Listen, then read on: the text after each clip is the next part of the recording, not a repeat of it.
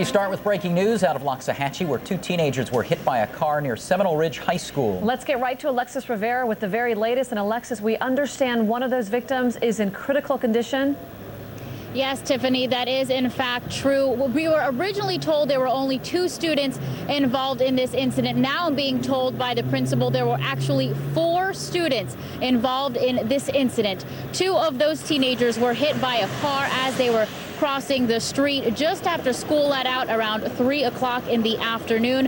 We're told a lot of the students don't have room to park in the school parking lot, so they might have been crossing the street to get to their car down the road. Now, the other teens who were actually in the car, one driving, one the passenger, they were all students here at the Seminole Ridge Community High School. Now, 2 of those students, the ones that were hit by the car, they were airlifted to St. Mary's Hospital. One of the victims, the older of the 2, is 17 years old. We are told she was the one with more severe injuries, life-threatening injuries, as a result of actually hitting the windshield and shattering that windshield of the car. Now, the second victim who was taken to the hospital, she was either 14 or 15 years old. We're told she had less severe injuries, but we do not know the extent of either of their injuries at the time. Meanwhile, the 2 teenagers who were actually in the car, they were not taken to the hospital. They are okay. They are still out here on the scene. They declined to talk to us at this moment. We also do not know if they will face any charges. As you can imagine, the school community quite shaken up. Just a few moments ago, the principal was out here along with some school staff members and students just kind of standing by looking in disbelief. Of course, we will continue to follow the story, bring you any updates as they become available. We are live in Loxahatchee. Alexis Rivera, WPBF News 25. This accident caused several traffic delays in the area. Here's Nathalie Pozo with an update. Nathalie? Well, Tiffany, at one point the area was completely shut down. Again, Seminole Pratt Whitney Road, right there by Seminole Ridge Community High School. That's going to be just north of Orange Grove Boulevard. Like I said, it was shut down for a while. Then they only closed 1 lane in each direction. Right now, all those lanes are back open this afternoon, but as you just saw from Alexis's live shot, we still have crimes tape up. We have several units still on scene, so definitely expect some stop and go traffic if you have to head through this intersection later on this evening. Remember, you can always track accidents and slowdowns by going to our website, WPBF.com. This is obviously a serious situation, serious enough to take the utmost precautions. Well, just moments ago, the World Health Organization issued an alert telling all countries to immediately activate their pandemic preparedness plans. The swine flu emergency is the other big story we're following. The pandemic alert was just raised to 5, which is 1 step short of a full pandemic. The virus also claimed its first victim in the U.S., a toddler in Texas. That is just one of nearly 100 confirmed cases here in the U.S. The virus has spread to 4 more states, including Massachusetts, Michigan, Arizona, and Nevada. 10 in total are now affected. We have live team coverage of the swine flu emergency. Kathleen O'Toole has a look at the rush to stock up on medication. Abath alerts you to the newest swine flu scams. But first, Carla Wall explains how the government is trying to keep you and your family safe. The first swine flu death in the United States happened here at a Houston hospital. The victim, a toddler from Mexico. This child did not acquire this virus in Houston, Texas. Texas is one of 10 states now reporting cases of swine flu. The country's newly sworn-in Health and Human Services Secretary says the virus is likely to continue to spread. We expect to see more cases, more hospitalizations, and additionally, we're likely to see additional deaths from the outbreak. Antiviral drugs are being shipped to states. President Obama calling the situation serious and urging communities to take action at the first sign of sickness. Schools with confirmed or suspected cases of H1N1 should strongly consider temporarily closing so that we can be as safe as possible. Across the country, schools are being closed, classrooms disinfected. I'm actually really worried. I don't want to get sick at all. On the border, agents are stepping up surveillance, actively looking for people who may be ill. Homeland Security Secretary Janet Napolitano defended the government's decision not to close the border. Closing ports, closing the border would not have that kind of preventive impact at this stage. What will help is a vaccine. Health officials hope to have one ready for testing by the fall. That may not be soon enough. World health officials say the outbreak is moving closer to becoming a pandemic. Carla Wohl, ABC News, Los Angeles. Florida is still swine flu free, but health officials say it's just a matter of time before it hits the Sunshine State. The Florida Department of Health has confirmed to WPBF News that dozens of people have been tested statewide. So far, none has come back positive. However, those numbers could soon change. More test results are expected to be released sometime today. We've also learned that the person in Orlando being tested for the virus is also waiting for test results. Now, considering this is a tourist hotspot, home to millions of immigrants, shipping ports, and several international airports, officials say Florida will likely be affected. The virus is causing an outbreak of requests for Tamiflu. But as Kathleen O'Toole explains, the powerful pill is in short supply. Kathleen? No confirmed cases in Florida, but you wouldn't know that from visiting any local pharmacy. It's always bustling at the Jupiter Drugs pharmacy. For tomorrow, though. But these days, the staff is busier than ever, and swine flu is the culprit. We've been inundated all week. Barry Sternberg ordered extra Tamiflu last week when word of the outbreak first broke. He now has 30 people on a waiting list. And we're just doing it as a need basis first, and then first come, first serve. A prescription is needed for Tamiflu, and Sternberg says doctors are writing them, even though there are no confirmed swine flu cases in Florida. The doctors are giving it to them. I know. Just out of caring for them, I guess. I'm not surprised to hear they're out of it. I'm disappointed to hear that physicians are actually writing prescriptions for Tamiflu. Familiar with fear infectious disease, Dr. Larry Bush diagnosed the country's first bioterrorism anthrax case. He says stockpiling Tamiflu helps no one. But we'll wind up treating hundreds of people who have no chance of having this illness at the detriment of even causing resistance in the virus by overusing the drug. It's not only drugs that people are stockpiling here. Their shelves are completely empty of particulate mass. Jupiter Drugs already sold out. So did many other stores across the area. One woman here bought $150 worth. No luck for this customer looking to ship masks out of the country. Friends in Mexico, they wanted some. The folks at Jupiter Drugs understand the anxiety, yet find laughter is not bad medicine. See here. This is the cure right here. Dr. Bush says the drug Relenza also works against the swine flu. He says if you're feeling sick, it's okay to consult your doctor, but flu symptoms generally do not warrant an emergency room trip. Kathleen O'Toole, WPBF News, 25. Researchers are racing to find a vaccine for the deadly virus, but it's expected to take months, not weeks. Scientists hope to have a key ingredient for the human vaccine in the next few weeks. Once that's ready, they still need to test it. Now, a similar process is already underway at a Missouri animal facility. Scientists at Boehringer Ingelheim have been working on a vaccine for more than a year, but it's not for people, it's for pigs. It would be given to the animals to prevent them from transmitting it. We have reason to believe, but not data to confirm, that we think we will be able to control this type of flu in swine. We will be trying to test against these strains as soon as we can actually get the appropriate test material. The facility is now waiting for government approval. The virus may not just hurt your health, it could empty. As Jim Abath explains, criminals are trying to cash in on your fears with swine flu scams. Jim?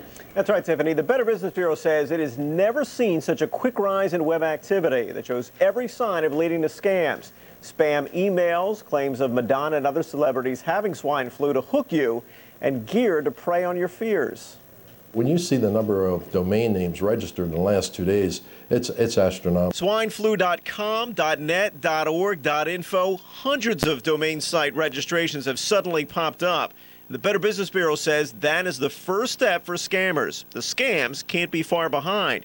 And even when there are supposed treatment options that look like they're free. Put it out there, and there's always the potential for shipping and information from your credit card that could be utilized for personal identity theft. And Several online security companies are reporting spam email messages that direct people to online pharmacies, some offering swine flu survival guides that are nothing more than latex gloves and masks. Here's one of the other websites the Better Business Bureau found with somewhat of an odd offering, and actually the title was changed a couple of times just in one day, a swine flu formula that includes 100 veggie capsules with vitamin C, olive leaf, and perhaps the most interesting ingredient, cat's claw extract.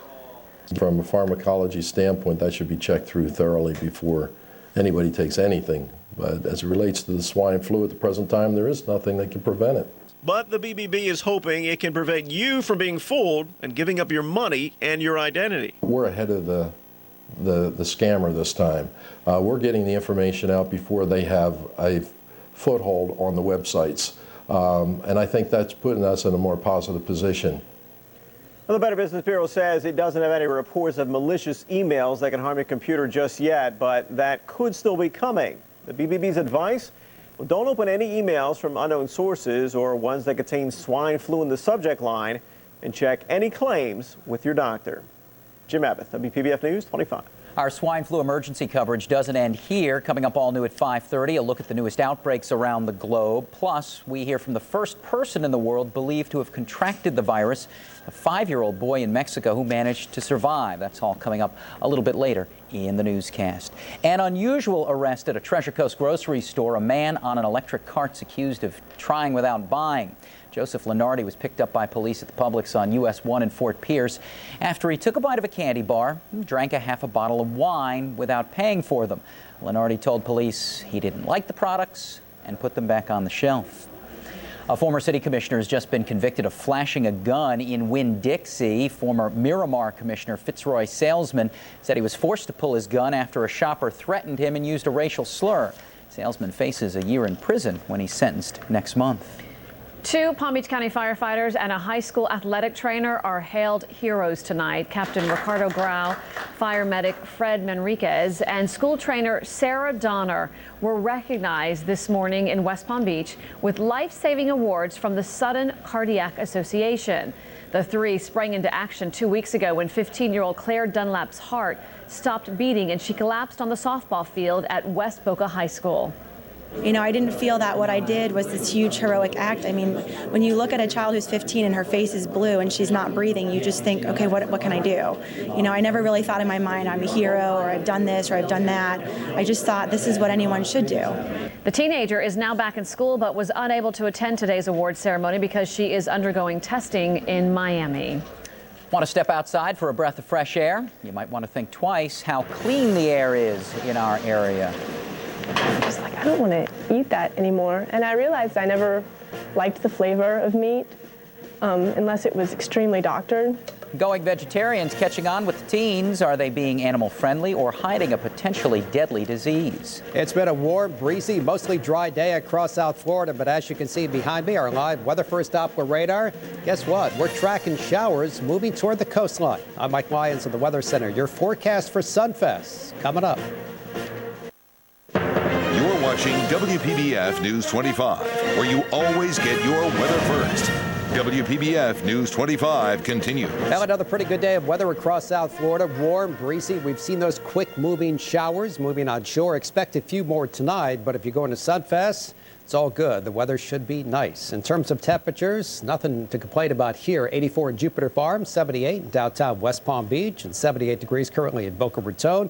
Martin County, a pleasant 81 right now in Stewart, 80 in St. Lucie West, and in Indian River County, it's 78 degrees in Fellsmere. Overnight, partly cloudy skies across the Palm Beaches and the Treasure Coast. Those steady easterly winds will continue, running anywhere from 10 to 15 miles per hour. Temperature about 72, and again, a stray shower, hit and miss, for the most part missing across the region. By the way, coming up later in the broadcast, we'll talk about the forecast for the rainy season, which looks pretty good. Sun and clouds across the area tomorrow, still breezy, still that slight chance of a shower with a temperature about 83 degrees. Now for boating, the bumpy conditions continue. Easterly winds 15 knots, seas running 3 to 5 feet, inland waters a moderate chop. All right, here we go. The rest of your forecast for Thursday and Friday and through the weekend. Guess what? More of the same.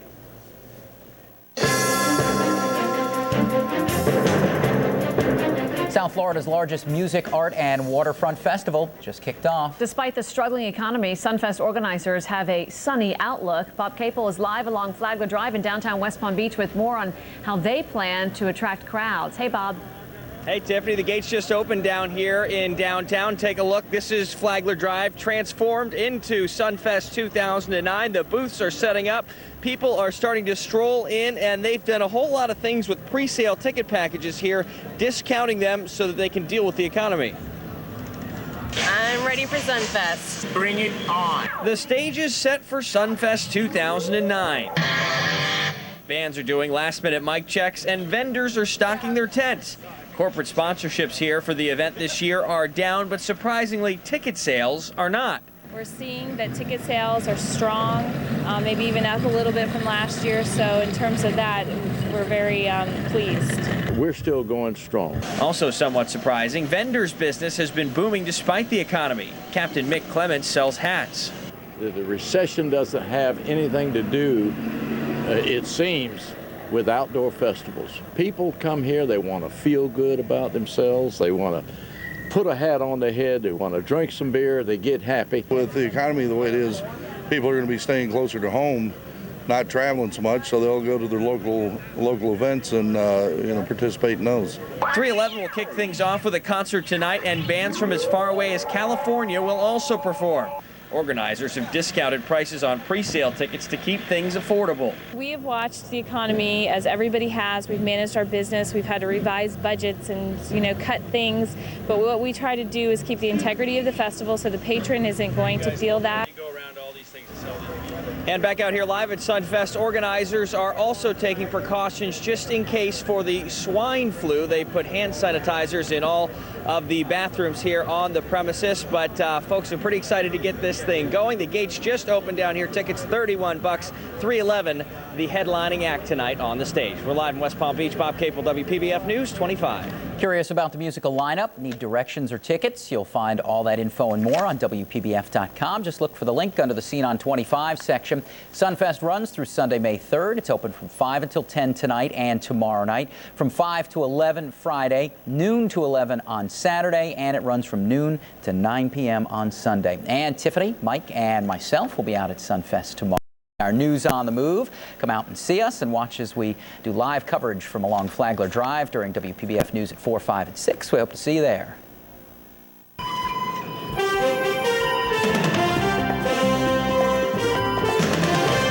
Topping tonight's health check, more than half of all Americans breathe unhealthy air every day.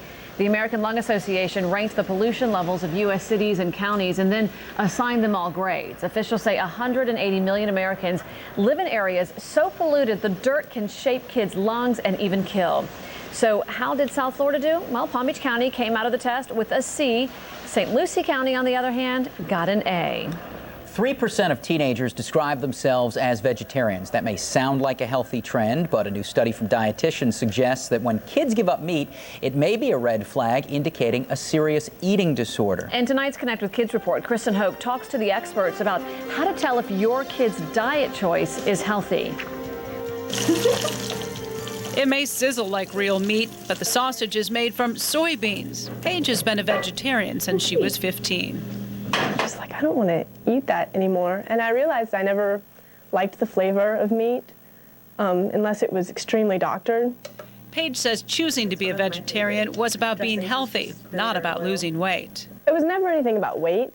But she may be an exception. A new study in the Journal of the American Dietetic Association finds that compared to kids who eat meat, teen vegetarians are twice as likely to have an eating disorder or are using unhealthy weight control methods like diet pills. One conclusion?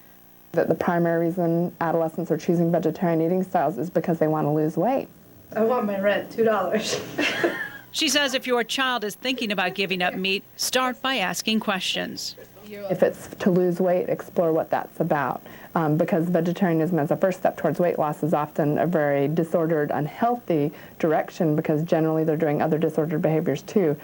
Another challenge, getting all the vitamins and minerals a child needs. That's why even teen vegetarians who don't have an eating disorder may need their parents' help. And I think it's very important that when you have a kid who wants to be a vegetarian, that you do research about what needs to be eaten and what kinds of things can be consumed in order to get the right nutrients.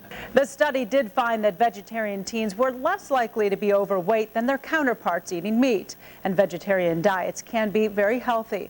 But if you're worried that your kids are making this choice for the wrong reasons, there are warning signs that you should look out for, and we've posted them on our website. Just go to WPBF.com and click on the Taking the Lead tab, then look for the Connect with Kids icon.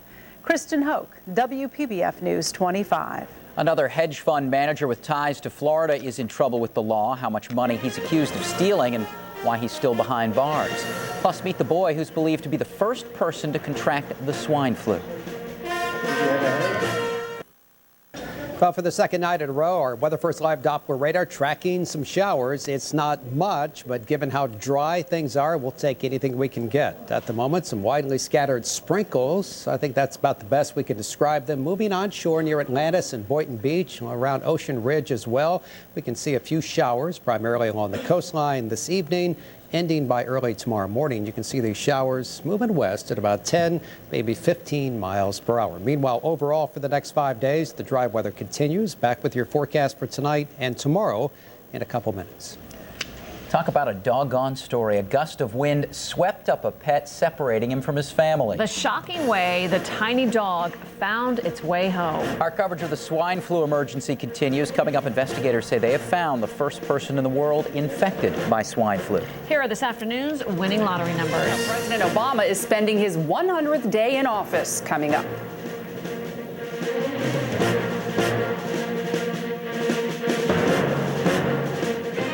Health Check, brought to you by Dr. Gregory Albert. Stay tuned for Beat the Traffic with Nathalie Pozo. Brought to you by Steinger is Going Green Injury Lawyers. You're watching WPBF News 25, where you always get your weather first. WPBF News 25 continues. It's going to be another warm, breezy night across South Florida. A couple sprinkles from time to time. Tomorrow morning, back to work, back to school. Temperatures in the low range of the 70s. Then tomorrow afternoon, carbon copy of today. More sunshine. That breeze continues, and we could see a stray shower. High temp tomorrow, right around 82.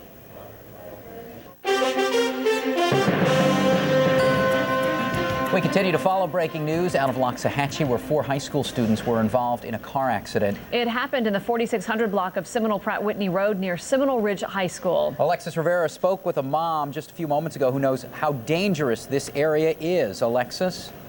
John, that mother actually told me this is not the first incident in recent months here. She says this car accident could be even the 3rd or 4th car accident on this road, and now 4 students were involved. 2 of the teenagers were hit by a car right here on Seminole Pratt Whitney Road just after about 3 o'clock as school let out. We're told they were crossing the street to get to their car just a few blocks from the school. The other 2 teens involved, they were actually in the car. Now, the 2 victims that were hit by the car, they were airlifted to St. Mary's Hospital. The first victim, 17-year-old girl, we're told she had more severe life-threatening injuries as a result of actually hitting that car's windshield. Now, the second victim, we're told, is around 14 or 15 years old. At this time, we don't know their exact conditions or their prognosis, but this mother that I spoke to earlier says her daughter was in an accident here about 10 days ago, and something needs to be done. This road, Seminole Pratt, is probably one of the most dangerous roads in Palm Beach County. The accident rate is out of control. The speed is out of control. The sheriff's department they don't have enough help out here. Now, meanwhile, those 2 teenagers that were in the car, they were not taken to the hospital. They are okay. They actually are still out here on the scene. They did not want to talk to us. We do not know at this time if they will be facing any charges, but I'm sure, as you can imagine, this school community quite shaken up. That is the very latest in Loxahatchee. Alexis Rivera, WPBF News 25. The swine flu emergency is rapidly spreading around the globe. The World Health Organization has raised its global alert to phase 5. That is just one step below a full-blown pandemic. At least 90 cases of the strain have been confirmed in the United States, and that number is expected to grow. Today, new outbreaks were confirmed in 4 more states: Massachusetts, Michigan, Arizona, and Nevada, bringing the total number of infected states to 10 so far. Florida is still in the clear. The swine flu claimed its first victim here in the U.S., a toddler in Texas.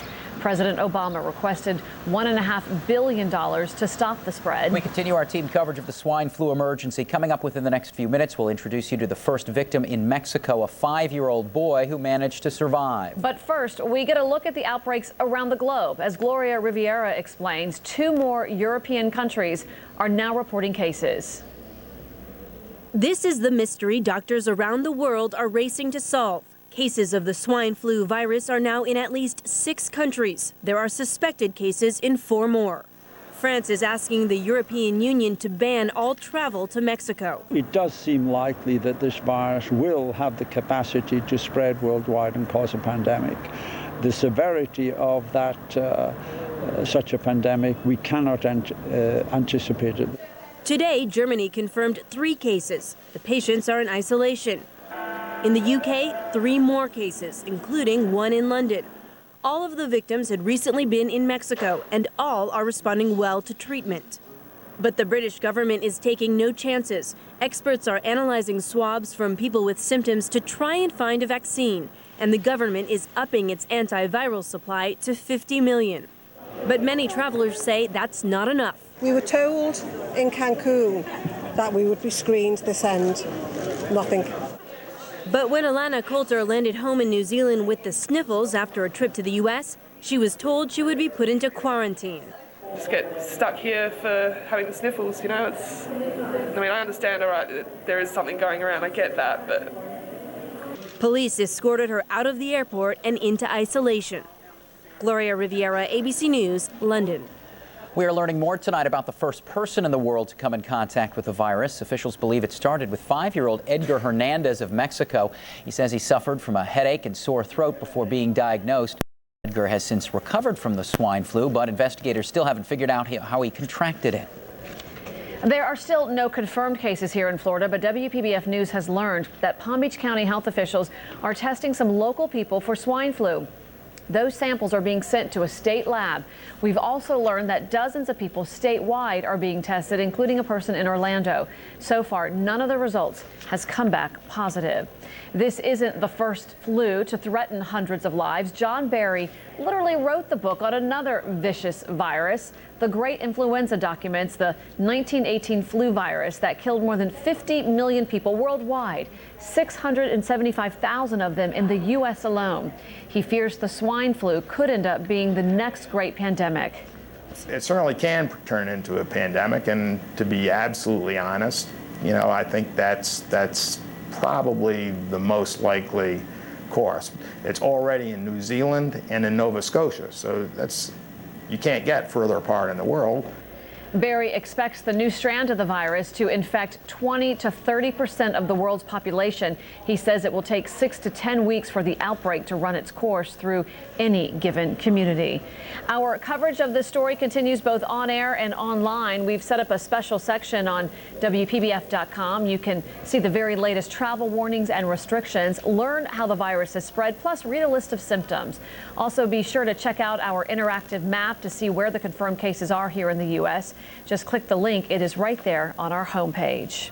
Today marks President Barack Obama's 100th day in office, and it has been a busy few months. As Laurie Kinney explains, from economic problems to health emergencies, most Americans agree he's getting the job done. President Obama went to the heartland to observe a milestone in his administration. Today marks 100 days since I took the oath of office to be your president. He got cheers from a Missouri crowd as he listed accomplishments on the domestic front. A stimulus package, he says, is already creating jobs, extension of children's health insurance programs, and steps to help strapped homeowners. We have begun to pick ourselves up and dust ourselves off, and we've begun the work of remaking America. He pointed to new strategies for Iraq and Afghanistan, then pivoted to challenges at home and abroad. I'm pleased with the progress we've made, but I'm not satisfied. Tonight, he'll mark this anniversary with a press conference that's as likely to look forward as back. What's he going to do over the next 100 days and the 100 days after that? When do the troops start coming out of Iraq? When do the troops start going into Afghanistan? But no matter how presidents may hope to set the agenda on days like today, there will always be curveballs. And tonight could be dominated by a surprise topic number one. Swine flu. Americans want to know, are they going to have to get shots? Is it coming to their community? Are schools going to be closed? And whether their new leaders are up to this public health challenge. Polls show the president's approval ratings are high as he wraps up this early phase of his term. But with major challenges like health care reform still ahead, events like today's give him a forum to try to bolster that support. Live in Washington, Laurie Kinney, WPBF News 25. Tiffany. Laurie, critics often say that the president is taking on too much. What does he say to that?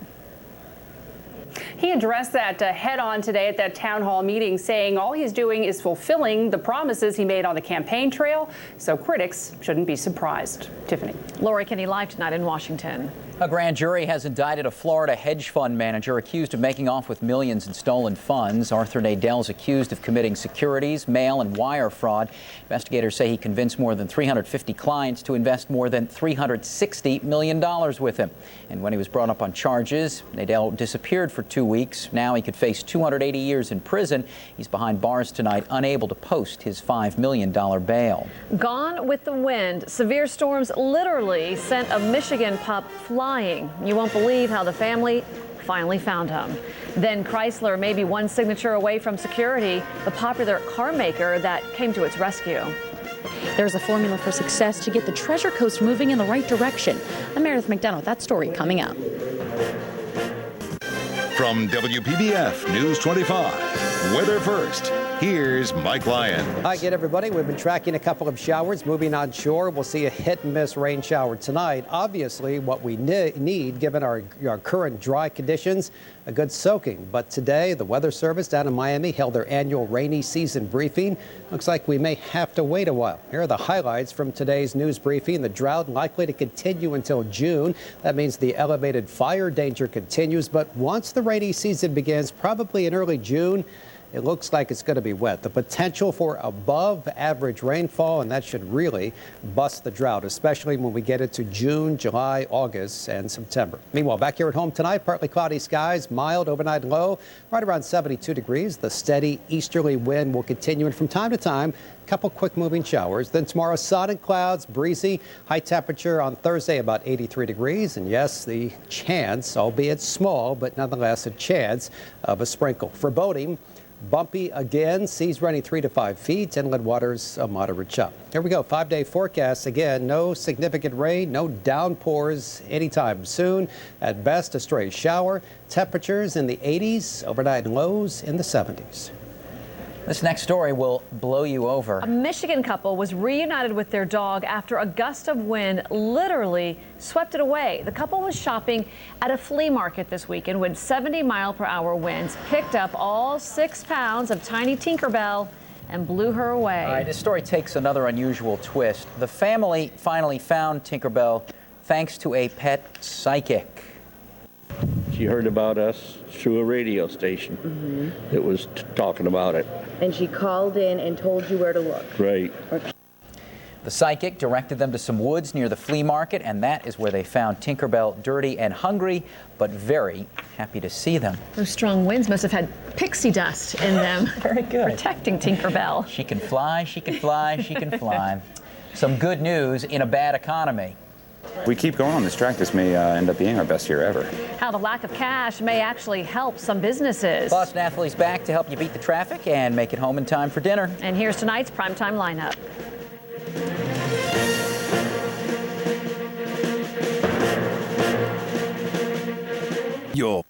Welcome back, everybody. For the last few days, warm, breezy, mostly dry across South Florida. Late yesterday afternoon, we started tracking a few showers moving on shore from time to time this morning. A couple sprinkles tonight. The rain is back. Let's take a moment, update our live Weather First Doppler radar. It's been quiet along the Treasure Coast, but we can't rule out a shower or two, and at best, hit and miss. I mean, we're not going to get anything significant from this rainfall. Here it is across southern Palm Beach County. The showers moving on shore around Boynton Beach. This will continue kind of off and on throughout the evening hours. The easterly wind running 10, 15 miles per hour. Temperatures fairly comfortable tonight. We'll see readings mostly in the mid-range of the 70s. So a little closer look at the showers.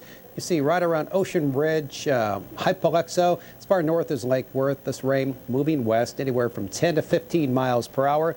Don't get too excited, though, because we're not expecting much in terms of accumulation across the region. Long term, nothing this week. Maybe next week we'll start to see some rain. But as we pointed out just a moment ago, once the rainy season gets started, probably now late May. Typically, the season starts around May 20th, but it looks like it could be a little bit later, maybe into early June.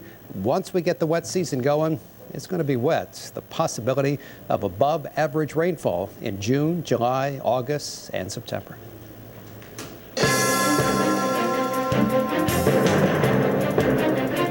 Topping our Project Economy coverage, experts on the Treasure Coast have a plan to save local businesses, and it won't cost workers a dime. As Meredith McDonough explains, all the companies need to do is change who they're dealing with. Providing motivation, education, and resources. That's the formula for success at the Treasure Coast Business Summit. I want to teach them how to hook them, book them, and keep them. Author and motivational speaker Sasha Zeebrook took the stage at the first ever Treasure Coast Business Summit at the Port St. Lucie Civic Center. On hand, small business owners, economists, professors, and guest speakers. The topic, how to improve your business. Nothing's positioned you ahead of the crowd more than the ability to stand up and speak. You can sell more, persuade more. This summit is striving to have local businesses working together. Paul Monty owns KPM Communications, a small telecommunications company in St. Lucie County, and says this event is vital to local businesses. It gives you the tools to actually expand your business. It gives you the tools, and I'm not just talking about people-wise. I'm talking about getting into areas that you might not be in. Learn how to deal with other companies in the area. Instead of doing business with a company outside of the state of Florida or outside of the county. With unemployment at 12.8% and businesses hurting, Monty says the only thing you can do is stay positive. Instead of taking a negative approach on it, it's all of us really taking a positive approach. And at this time, it's truly about businesses networking with other businesses. One of the economists did say they expect to see business in the local area stabilized by 2010. In St. Lucie County, Meredith McDonough, WPBF News 25. A ray of sunshine for a struggling flower exhibit in Delray Beach. The American Orchid Society thought it would have to close its doors because of declining membership and a financial hit to their endowment. Now the director says financial pledges and some money-making ideas are in full bloom. It will be another 3 weeks before the director will know if the exhibit can stay open to the public. A major American automaker is just one signature away from survival. Insiders say Italian car company Fiat will complete paperwork by tomorrow to become a partner with Chrysler. The partnership is the last piece of a huge restructuring plan to keep the company alive. The U.S. government lent Chrysler $4 billion and gave it until Thursday to get concessions from unions, reduce debt, and take on a partner. Not every business suffers during a recession. In fact, some even see a boost in sales. Few people could have predicted which jobs would earn you a decent living during tough times. But as Linsey Davis reports, for some, knowing these things is all in a day's work. When they looked into their crystal balls and saw rising foreclosure rates and plummeting stock prices, psychics likely knew it would mean a for their business. Our business is certainly up. We have 10% more new members that are calling Psychic Source. Troubles spawned by the economic downturn have lifted the stock of fortune tellers. When Pam Jenkins' house was in danger of falling into foreclosure, her psychic became her most trusted advisor. I would take her advice over any financial planner and any lawyer any day. The soothsayer business isn't alone. It's always the standard. I want to save some money on my commuting. That's the best thing probably. Many bike shops have also experienced a spell of good fortune. Mike Bleakley at Toga Bike Shop says business is up 10%. We keep going on this track. This may end up being our best year ever. In Maryland, for example, tax revenue from cigarette sales plummeted almost 29% in the second half of 2008. Many people say they can no longer afford to smoke. While the desire to drown your sorrows may grow during times of financial stress, liquor sales are actually down. 14% of U.S. consumers have either cut down on their alcohol or they're buying cheaper brands. Liquor sales fell 10% in the fourth quarter of last year, and some consider that a silver lining. Linsey Davis, ABC News. Every day this month, we are featuring special Project Economy stories you'll only find on WPBF.com. These stories are dedicated to help you save more and spend less. Today, learn how to get the most from your health insurance, from knowing your options to ways to stay in tip-top shape. Just click the link right there on the homepage. Mike is back with a check of your overnight forecast, and here's how the day ended on Wall Street. Now, get ready to beat the traffic. Sponsored by Steiger is Going Green. Here's Nathalie Pozo. Well, we are dealing with a couple of accidents along 95. The first one, if you're heading southbound just before you hit Glades Road, no roadblock there, but speeds are just a tad below the speed limit, about 54 miles per hour. The second accident in West Palm Beach, also if you're heading southbound, this one just before Palm Beach Lakes Boulevard. Average speeds there 40 miles per hour, but we usually see those slow speeds anyway between 45th Street and Palm Beach Lakes if you're heading southbound because of all those merge delays. That traffic does pick up once you pass Palm Beach Lakes. Now, we're also seeing some heavy traffic in the northbound direction right here in West Palm Beach. Take a live look at Okeechobee Boulevard and I-95. That traffic coming towards you, heading northbound, and expect this exit to be busy for the next couple of days. Sunfest did kick off about an hour ago, so a lot of people are going to be getting off there. Do expect that heavy traffic in the downtown West Palm Beach area as well. Remember, we're always looking for drivers to help us beat the traffic. If you see something out there you think we should know about, call our Beat the Traffic hotline. The number's right there on your screen. We'll be right back. Another mild, breezy night on tap for South Florida. Temperatures overnight not dropping much. We've been in the mid-70s and the low 80s earlier this afternoon. By tomorrow morning, about the same, low 70s. Here are the projected low temperatures just before sunrise on Thursday morning. 74 in Boca, 71 in Jupiter, out in the Glades, 66 degrees. Further north on the Treasure Coast, 60s, a little more widespread here, 67, for example, tomorrow morning in Port St. Lucie. Tomorrow afternoon, just like today, more sunshine, more comfortable temperatures, and yeah, chance of a shower. High temp 86 at Okeechobee. Port St. Lucie, forecast high tomorrow afternoon, reaching about 83 degrees. In Palm Beach County, temperatures about the same, 83 in West Palm. And the forecast high tomorrow afternoon at Boca, 84. Forecast for Sunfest still looks good. Here's what's coming up all new at 6 o'clock.